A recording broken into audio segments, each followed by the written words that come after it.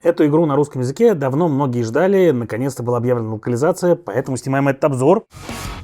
Итак, всем привет, с вами Юра, вы смотрите Geek Media. На столе у меня Wonderlands War, и это игра в жанре контроль территорий и немножко с элементами игры на жадность.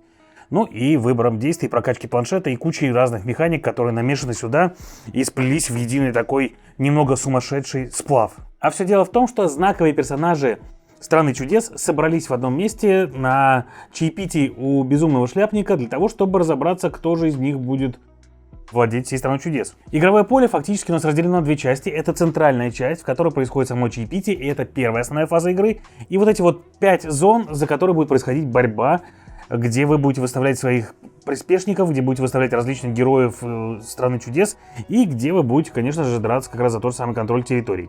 За это вы будете получать победные очки. За выполнение целей специальных на карточках вы также будете получать победные очки, плюс у вас будут различные эффекты, которые будут давать вам очки в ходе игры. Игра обладает достаточно большой реиграбельностью за счет того, что у нее разные наборы карт есть, вы можете играть разными персонажами, и у вас по-разному будут выходить жители Страны чудес, и от этого ваша тактика будет меняться от игры к игре. Кроме того, в игре 5 основных персонажей, на столе у меня лежат 3, и все это подарит вам такую немного сумасшедшую игру, в которой ваша тактика будет в том числе зависеть от того, насколько успешно и удачно вы планируете свои действия заранее, и на то, насколько вам везет, когда вы вытягиваете специальные жетончики из мешочка. Итак, давайте разбираться, что же это за война в Стране чудес.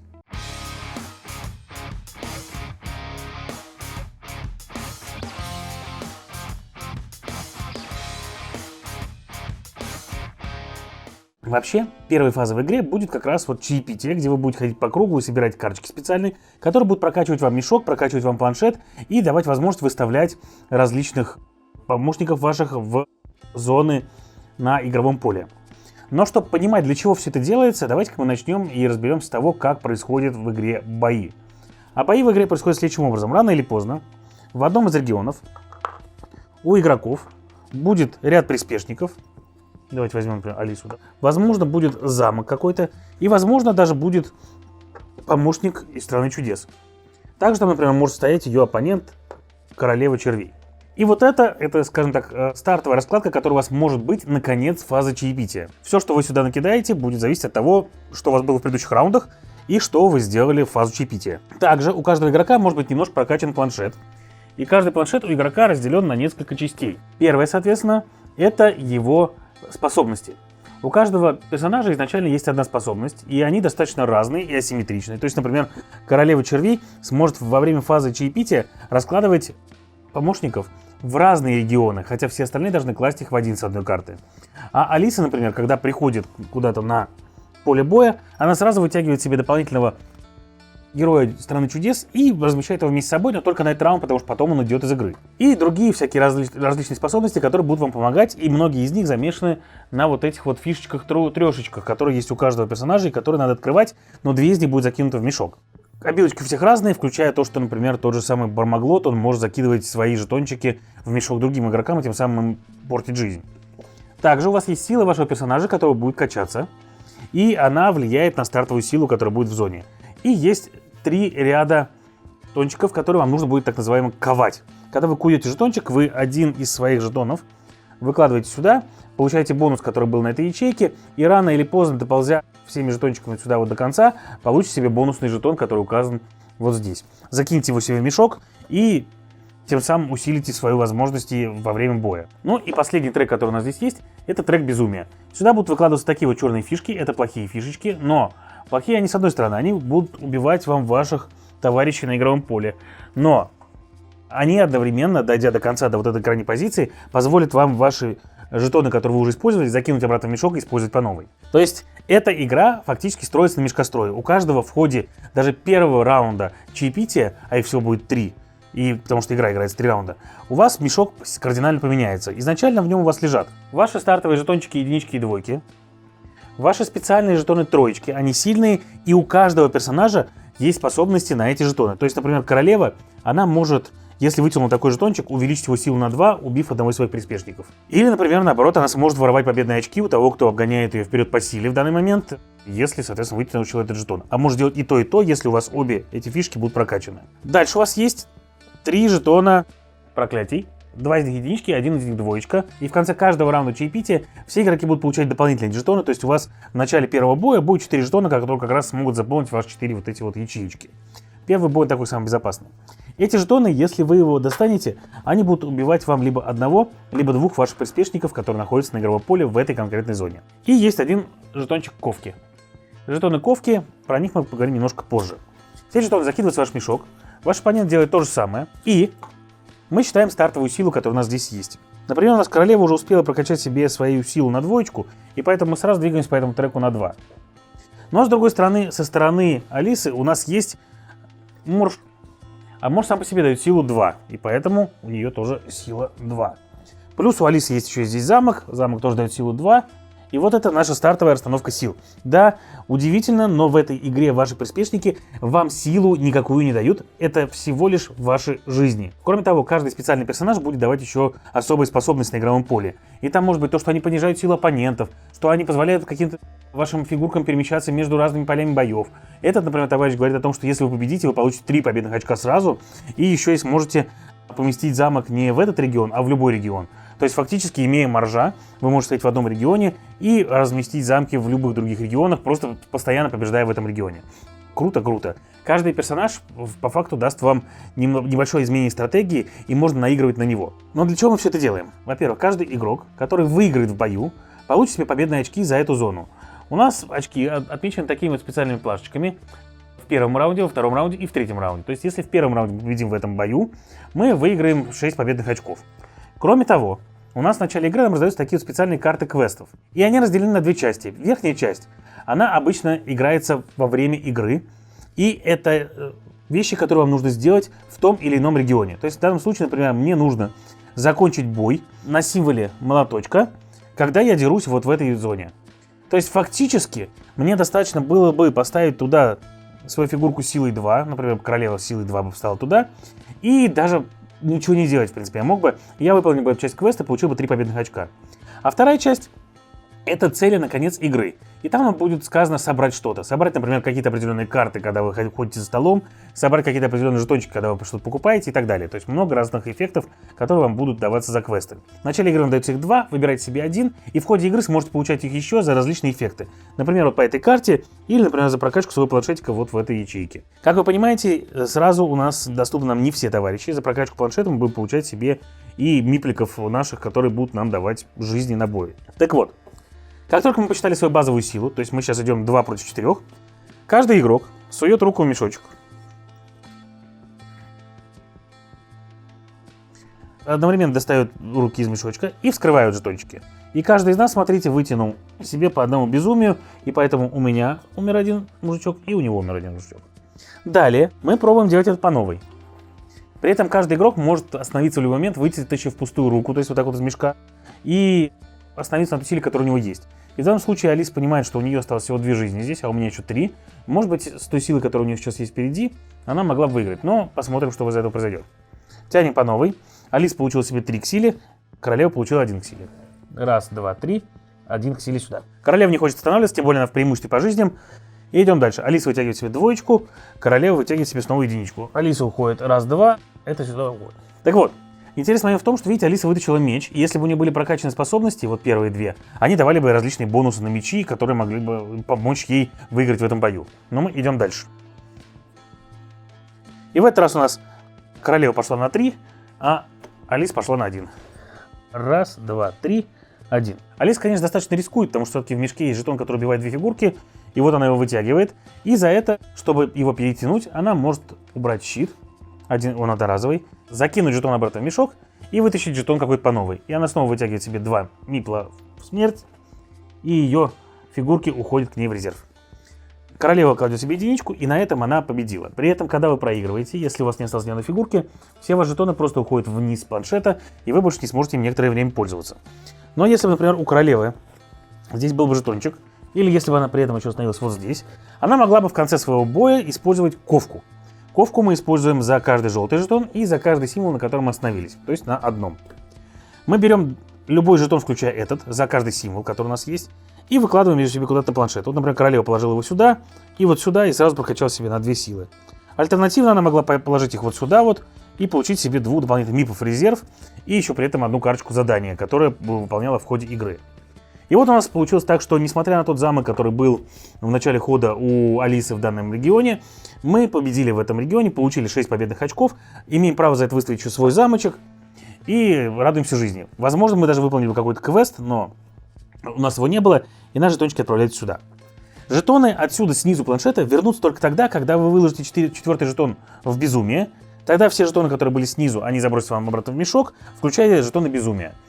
И тем самым вы размешаете мешок по новой, сможете пользоваться этими жетончиками.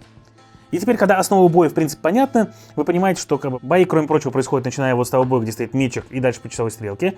Иногда это может быть очень полезно, потому что эффекты некоторых жителей Страны чудес позволяют вам перемещать фигурки из одного боя в другой. И если, например, вы здесь хорошо подрались, то можете переместить куда-то еще, но для этого вам нужны будут специальные персонажи. Но и это еще не все, что происходит в бою.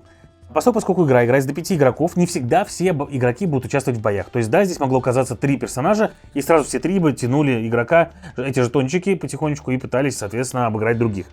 Но, если вы в бою не участвуете, у вас будут такие специальные карты, карточки ставок, и на этих карточках изображены персонажи другие.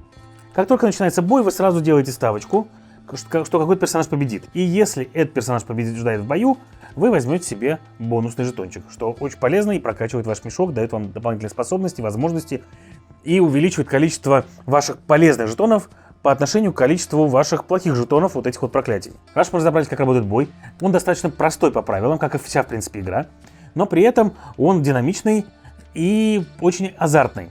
При этом важно понимать то, что он не обидный абсолютно. То есть здесь вы никого оппоненту особо не убиваете. Да, у вас могут быть персонажи, которые будут накидывать плохие кристаллики вашим оппонентам, воровать, может быть, у них победные очки, но фактически вы персонажу никого не выпиливаете. Потому что только от вас зависит, сколько фигурок уйдет у вас с поля и сколько останется. И здесь интересно понимать еще то, что если вам прям очень нужна какая-то зона, вы можете заполонить ее количеством ваших приспешников таким, который будет больше, чем количество приспешников, которые могут убить фишки в вашем мешке. Вы это прекрасно понимаете, потому что можете это посчитать, сколько у вас этих жетончиков там. И тем самым все равно остаться в бою и идти ва-банк, пока не дойдете до самого конца. Бой заканчивается всего лишь в нескольких случаях. Если, соответственно, все игроки спасовали, тогда определяется победитель, кто дальше. Если один из игроков добежал до 25, то он победил в бою. Или, соответственно, если остался всего один игрок, а остальные все выбыли из боя.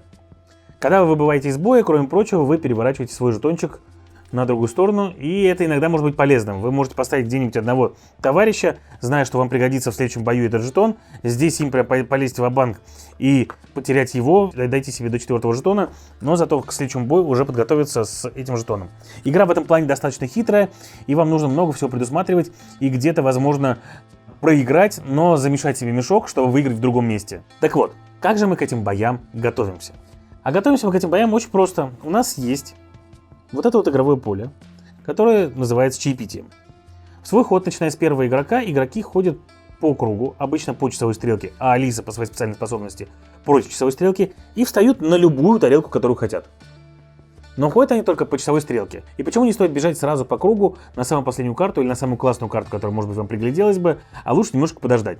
Потому что каждый раз, когда ваша фигурка обходит по кругу и проходит через этот кубик, вы бросаете этот кубик и получаете себе жетоны, вот эти вот кристаллики, в том количестве, которое выпало на кубике, а там от 1 до 3. И это плохие жетоны. Почему? Я расскажу немножко позже. Так вот, каждый раз, когда вы приходите на какую-то карточку, вы выполняете все, что на ней написано. В частности, выставляете 3 миплов в одну зону, любую, игрового поля, в которой вы хотите их выставить. То есть вы берете свои 3 миплика, или приспешника, если он у вас был, который вот герой Страны чудес до этого. Вы их выставляете в любую зону, которую хотите. Королева имеет возможность разделять их по разным зонам, это ее специальная способность. А шляпник, например, может один раз за фазу чаепития, не ходя никуда, взять любую карту. И вот он как раз в этом мастер, это же все-таки его чаепитие. И поэтому, никуда не бегая, он остается на месте спокойненько и забирает себе любую карту, а потом продолжает играть. А после этого вы выполняете все, что написано у вас на карточке. Например, вот здесь вот получите себе фламинго со стоимостью 1. И здесь мы переходим к вот этим вот замечательным картам, которые находятся у нас вот в этом углу. Эти карты есть 4 типов: А, Б, С и Д. И их буковка очень сильно может поменять вам игру, потому что каждый раз одинаковая карта — это только ковка, которая позволяет вам ковать, если у вас эти чипы активны. А все остальные карты имеют свои уникальные способности. И вот, например, в колоде А Карта розы говорит вам следующее. Если у вас она осталась вот здесь, и вы, соответственно, не облажались, у вас не умерли все, то вы получаете победное очко. А если вы используете розу для того, чтобы ковать что-то, то есть вы розу отправили вот сюда, вы получите еще 2 победных очка. А вот в колоде Б она говорит вам о том, что вместо того, чтобы роза уходила сюда вниз, она сразу к вам уходит в мешок. И на большом количестве роз вы можете играть себе на мешке, в котором будет очень много жетонов постоянно, а черные жетоны будут выходить к вам реже, потому что постоянно красные жетоны будут возвращаться. Фламинго же, например, в букве А, говорит о том, что он удваивает силу следующего чипа, который был вытянут. То есть, если, например, у вас пришел фламинго, а потом пришла троечка, эта троечка стала шестеркой, что тоже очень полезно может быть. Ну, а в стороне Б он говорит, что если у вас есть одна или более активная фламинго, все союзники в игре в этом бою получают +1 к силе. То есть, на стороне Б фламинги хотят, чтобы вы тянули как можно больше жетонов. И если, например, у вас много фламинго, и вы хотите себе иметь большое количество различных жетонов в вашем мешочке. То есть элементы построения мешка зависят в том числе от того, соответственно, какие жетоны вы берете и что вы хотите с ними делать.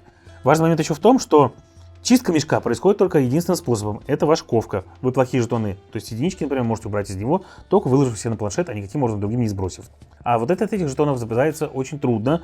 Их, во-первых, нельзя в ковку отправить, потому что они лежат не в этом ряду, а во-вторых, потому что есть всего один вариант его убрать в игре, который я видел. Может быть, конечно, где-то еще на картах есть, но я точно не помню. Вот эти 2 улучшения, если мы сделаем, мы получим себе символ уничтожения одного жетона из своего мешка. И поэтому мы получаем вот эти вот жетончики каждый раз, когда приходим на символ с этим жетончиком. При этом стоит отметить следующее. Жетоны каждого типа бывают с одной точечкой и с 2 точечками. И с 2 точками они обычно сильнее. В первом раунде карты вам дают только жетоны с одной точечкой. Во втором и в третьем будут также давать еще с 2 точечками.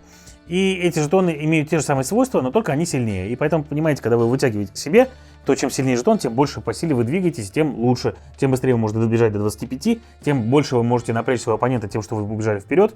А так, в принципе, если у вас мощные жетоны, там пятерки, шестерки, например, и много троек, вы убежали вперед до большого значения, видите, что намного оторвались от вашего оппонента, и можно сказать просто пас, спокойненько вытянув пустую руку и смотреть, как он пытается догнать вас, убивая своих вандерлянцев или жителей страны чудес постепенно сам. Кроме того, что вы получаете эти жетоны, вы также здесь имеете возможность сбрасывать вот эти черненькие кристаллики. Можете прокачивать себе планшет вот такими символами. И за это выбираете себе жетончики отсюда и получаете специальные способности своего персонажа. А еще вы можете качать ему силу, прокачивать ее постепенно и тем самым делать своего персонажа мощнее. Потому что в конце каждой фазы чаепития ваш персонаж уйдет в одну из зон, где вы хотели бы им именно воевать. Но и это еще не все. Некоторые карты позволят вам брать новые задания, а это достаточно большое количество победных очков, если вы хорошо выполнили. Я напомню, что за верхнее задание вы получаете 3 очка, за нижнее задание вы получаете 3 очка, но если вы выполнили оба задания на одной карте, вы получаете еще 3 очка, то есть 9 очков можно сгрести с одной карты, это достаточно много. Вы можете получать любые жетоны или какие-то конкретные. И вот, например, у нас есть конкретный жетон, вот это вот существо. Очень забавная штука. Он говорит следующее, что если вы его отсюда отправляете вот сюда, он становится существом следующего значения. И у вас в следующем бою где-то будет эта пятерочка. Но с другой стороны, если пятерочка уйдет сюда, то вам придется заменить ее на единичку. И все жетоны в игре разные, и от того набора карт, которые вы выбрали себе на игру, зависит то, как у вас будет проходить игра в принципе. Она будет более или менее агрессивной, она будет более требовательной к мешкострою, менее требовательной к мешкострою, она будет более хитрой и так далее. И есть еще вот такой вот интересный символ, вот этот вот. Это вы получаете себе карту жителя страны чудес. Их всегда открыто 3 в игре. То есть, как только кто-то покупает одну, сразу появляется новая карта в игре. И эти карты бывают 2 видов. Первый вид — это те, на которых нарисован вот такой вот стендик. Ну, у меня это миниатюры. Кстати, хотелось бы отметить о том, что да, у меня игра в полном делюксе с покерными чипами утяжеленными, очень классными, с миниатюрочками и так далее. И вот если, на мой взгляд, миниатюрки в игре не обязательны, то покерные фишки — это очень большой плюс к игре, тянуть их из мешков — огромное удовольствие. Так вот, есть эти карты с миничками, а есть эти карты с чипами. И если с миничкой все понятно, как только вы получили, вы выставляете его в какой-то регион, и он у вас будет там использовать свою способность. Если его вы сами себе замочите, то потом вы выставите его снова на игровое поле, где он будет вам полезен. То чипы эти забрасываются к вам в мешочек, и когда они выходят к вам вот сюда наверх, используется их способность. А способности там достаточно разные. Вот, например, здесь.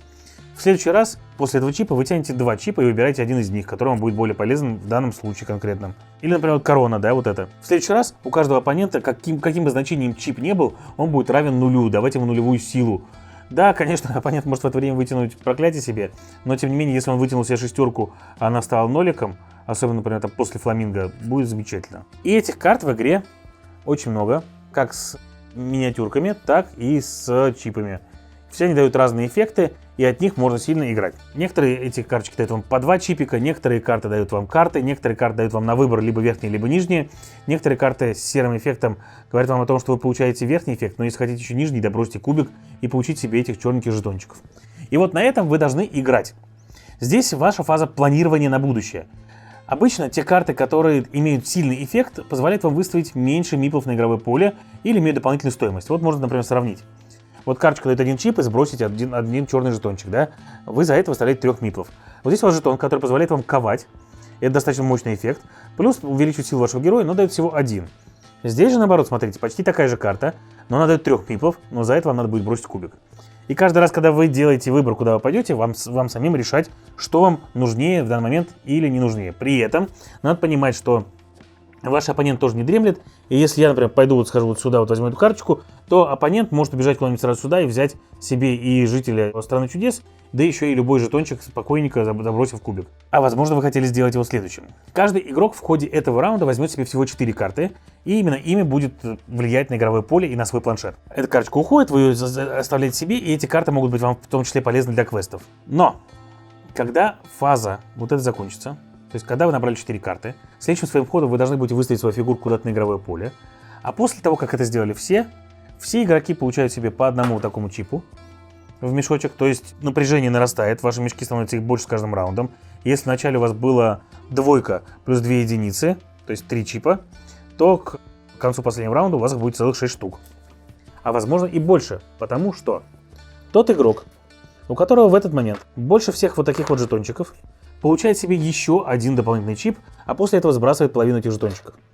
То есть, если вы плохо себя вели и получили много-много вот этих вот черных жетончиков, вот этих вот осколков, то вы можете получить себе не 3 жетона в мешок, а целых 6 дополнительных. Итого у вас будет 9, и это вам надо очень постараться, чтобы забросать много-много других жетонов, чтобы они нивелировали эту разницу. Поэтому еще раз напомню, сначала мы играем здесь 4 раза, каждый берет себе по одной карте. После этого мы переходим на игровое поле, где по кругу мы отыграем каждую зону отдельно и в ней проведем борьбу. И поэтому, несмотря на то, что в этой игре есть некоторый рандом вот с этими элементами, игра достаточно тактичная, потому что вы можете влиять на все, что будет происходить на игровом поле. Вы влияете на свой мешок, вы влияете на свой планшет, ну и вы влияете, конечно же, на то, когда вы будете останавливаться. При этом важный момент еще, вот, который я забыл упомянуть, что если вы вовремя остановились и у вас не умерли все ваши товарищи, которые были на игровом поле, и вы по силе окажетесь вторым, вы получите половину победных очков, что тоже очень неплохо. А в конце игры мы получим победные очки за то, что уже получили в ходе игры, вот оно начислится.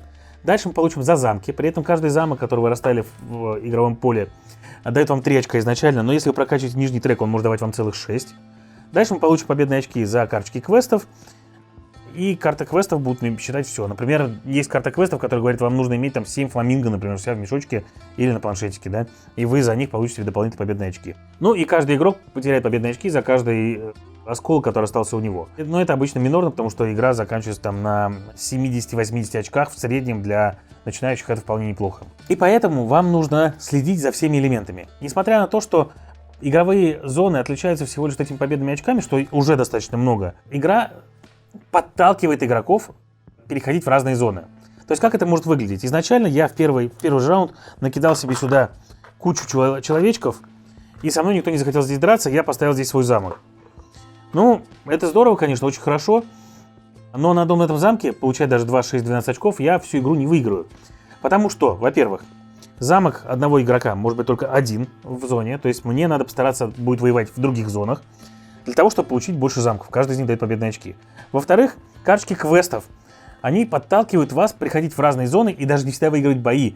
Всегда нужно вам будет получить какой-то определенный эффект. То есть, например, там, остановиться на десятке, иметь значение четное у себя вот здесь вот, оставить определенное количество мифов и так далее. Куча всего разного у вас может быть в этих карточках квестах. И за счет того, что они вам говорят, в какой конкретно зоне игрового поля должно это происходить, вы будете стараться перемещаться по ним. Поэтому бои будут происходить везде, всегда. И победные очки, которые указаны на них, не всегда самое главное. Да, конечно, вы можете подготовиться к последнему там бою вот здесь и здесь и постараться сгрести 24 очка, но оппоненты, скорее всего, будут понимать и постараются не дать вам это сделать. На мой взгляд, это две такие мини-игры, каждая из которых очень хорошо соединена друг с другом. То есть вот у вас есть чаепитие, где вы готовитесь, и потом у вас есть разыгрывание боев, где вы уже борясь с собственной жадностью и другими игроками на перегонки с ними, потому что, ну, эти кубики это действительно какая-то некая гонка такая, где вы на своем мешкострое пытаетесь обогнать их с учетом того, сколько вам позволит черных чипов вытянуть в ваш конкретный регион и сколько вы туда накидали своих приспешников. Поэтому, если хотели бы себе игру, которая даст вам достаточно много разнообразия в рамках каждой партии за счет уникальных способностей каждого чипа, за счет того, что вы будете по-разному взаимодействовать с игроками и играть асимметричными персонажами, каждый из которых будет преследовать свою личную агенду. Если вы хотите себе игру, которая была бы яркая, красочная, с красивыми элементами, да еще и при этом интересно бы и быстро достаточно игралась, и была в жанре контроль территорий, то Wonderland Wars вам вполне подойдет, и это игра, которую действительно стоит попробовать. Но есть, конечно, и ложка дегтя во всем этом. Во-первых, даже вот во всем делюксе, который у меня есть, мне смущают очень сильно однослойные планшеты. По ним все время что-то куда-то съезжает, но это не столь важно, конечно. Но во второй момент, она занимает очень много места. Вот представьте себе, у меня на столе мы разложены на троих, а в игру можно играть сразу в пятером. Так что отправляйтесь в страну чудес. А с вами был Юра, вы смотрели Geek Media. Всем пока.